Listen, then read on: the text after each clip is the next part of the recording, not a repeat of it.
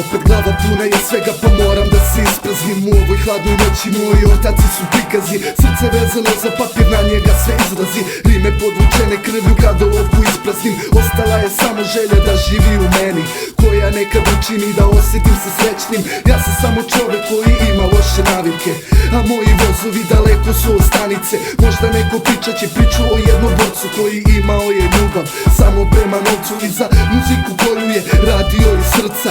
Kažu da je dobra, ali niko to ne sluša. Pa mi onda reci zašto smirena je duša kada čuje melodiju semplovanog bluza. To je tako jer mi je zika u krv ušla. Tišina me ubija, to ne mogu da slušam.